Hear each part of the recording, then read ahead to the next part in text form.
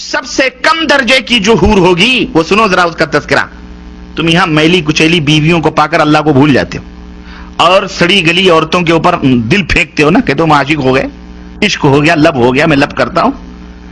سنو جو جنت میں تمہارے لیے اللہ عز و جل نے تیار کی ہوئی, اور تم رنڈیوں کھجڑوں خسروں طوائفوں کی تصویریں اور فلمیں دیکھ دیکھ کر اپنے وقت کو ضائع کرتے ہو اور اللہ عز و جل سے اعراض کرتے ہو. دیکھو تمہارے مالک نے تم مسلمانوں کے لیے کیا کیا چیزیں تیار کر رکھی, اور نبی نے یہ تمام سب چیزیں کھول کھول کے بیان فرمائیں تاکہ تم اس دنیا سے اپنا دل نہ لگاؤ, اس دنیا سے اتنا دل لگاؤ جتنا تمہاری ضرورت پوری ہو سکے. بس بقیہ تیاری کس کے لیے کرو؟ اس جنت کو حاصل کرنے.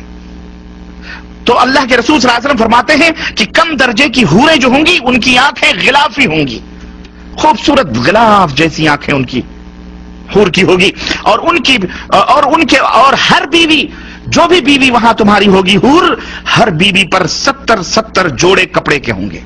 کتنے جوڑے؟ 70 نہیں, 70 جوڑے کپڑے کے وہ پہنے ہوئے آرائش اور جمال کے ساتھ وہ گاؤ تکیہ لگائے ہوئے تمہارے انتظار میں بیٹھی ہوگی. ان کپڑوں کی خاصیت کیا ہوگی اور اس کا جسم کیسا ہوگا؟ اللہ کے نبی فرماتے ہیں کہ ان کپڑوں میں سے ان حوروں کی پڈلیوں کا گودا تک تمہیں نظر آئے گا. اتنی حسین اور اتنی خوبصورت ہوں گی, اس کے گودے تک تمہیں نظر آئیں گے. اب آپ کہیں گے کپڑوں کے بیچ سے گودے کیسے نظر آئیں گے؟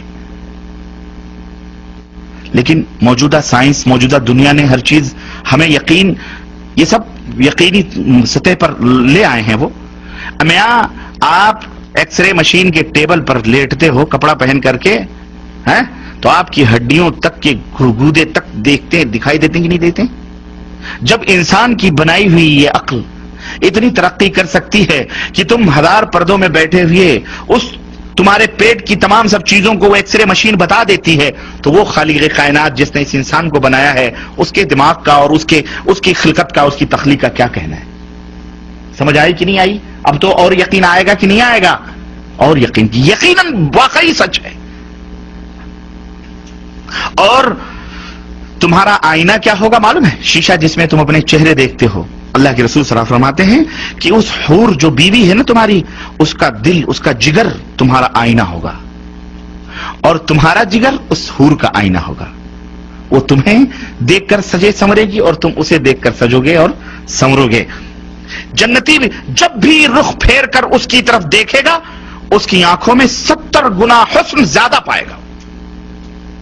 ابھی بیٹھ کے وہ دیکھ رہا ہے, پھر ادھر پھیر کر کے پھر جب دوبارہ دیکھے گا 70 گنا دگنا حسن اس کے اندر پائے گا. تم کہاں پڑے ہوئے ہو مسلمانوں, کہاں سو رہے ہو؟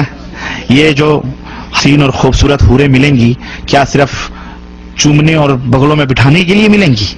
نہیں, آپ ان سے ہم بستری بھی کریں گے, مزے لیں گے. یہاں سے کہیں زیادہ لذت وہاں حاصل ہوگی. اور یہاں تو ہو سکتا ہے منٹوں میں آپ فارغ ہو جاتے ہوں. اللہ کے نبی صلی اللہ علیہ وسلم کی حدیث آتی ہے, اللہ کے رسول صلی اللہ علیہ وسلم فرماتے ہیں ایک ایک مرد کو 100 مردوں کی قوت عطا کی جائے گی. خوش ہو جاؤ, اللہ ہم سب کو جنت میں جگہ عطا فرمائے. غلام میرے بھائیوں حفت الجنہ بالمکارہ. سردی لگ رہی ہے, اذان ہو رہی ہے, کمبل یہ کہہ رہا ہے مت چھوڑ کے جاؤ, لیکن تم اسے چھوڑ کر کے جب نماز کے لیے بھاگتے ہو اللہ فرشتوں کے اوپر فخر کرتا ہے, اے میرے فرشتوں یہ دیکھو بستر چھوڑ کے کیوں جا رہا ہے, میرے حکم کی تعمیل میں جا رہا ہے, میں نے اس کے گناہوں کو معاف کر دیا ہے. اللہ اس جنت کو حاصل کرو. یہ حوریں صرف دیکھنے کے لیے کوئی شو پیس نہیں, شو کیس میں بیٹھ سجانے کے لیے. جیسے چاہو گے استعمال کرو, دبا کے 100 مردوں کی قوتیں. اور ایک نہیں, ارے جناب ایک تو جب پیٹ بھر جائے گا تمہارا تو دوسری ایک روایت میں آتا ہے تمہارے کندھے پر آ کر کے ہاتھ رکھے گی اور تم پلٹ کے اس کو دیکھو گے تو جو تمہارے نیچے ہے وہ کہوگی اس سے زیادہ حسین تو یہ ہے. وہ کہے گی اب صبر بھی کرو, میرا بھی حق آپ میں ہے, چھوڑو اس کو, میرے پاس آؤ.